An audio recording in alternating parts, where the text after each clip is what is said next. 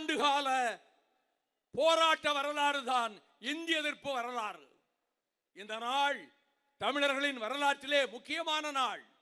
சிந்தனை சிற்பி சிங்காரவேலர் பிறந்த நாள். திராவிட இயக்கத்தின் மூல அடிக்கல்களில் ஒருவரான நடேசனார் மறைந்த நாள். 38 சொல்வதற்கு முன்பு 23 காக்கிநாடா மாநாட்டில் அறிவாசான் தந்தை பெரியார் அவர்கள் இன்றைக்கு அவர் வடிவத்திலே நம்மோடு இருந்து திராவிட இயக்கத்தை பாதுகாத்துக் கொண்டிருக்கிறாரே, இன்னும் 50 ஆண்டுகளுக்கு மேல் வாழ வேண்டும் என்று நானெல்லாம் நினைக்கிறேனே, அந்த ஆசிரியர் என்ற பெயருக்கே உரியவரான திராவிடர் கழக தலைவர் ஆருயிர் அண்ணன் வீரமணி அவர்கள் முன்னால் நான் சொல்லிக் கொள்கிறேன்.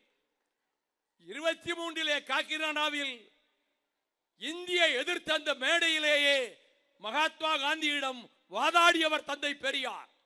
இந்தி புரட்டு இந்தி ரகசியம் என்று குடியரசு ஏட்டிலே தொடர் கட்டுரைகளை எழுதியவர் பெரியார்.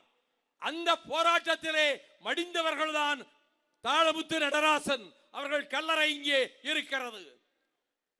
3 ஆண்டுகள் சிறை தண்டனை என்றவுடன் சால்வையை இழுத்து போர்த்திக் கொண்டு 3 வருடம் 3 வருடம் 3 வருடம் என்று கர்ஜித்துக் கொண்டு வந்த பெரியார் பெல்லாரி சிறைச்சாலையிலே நோய்வாய்ப்பட்டதன் காரணமாக விடுவிக்கப்பட்டார்.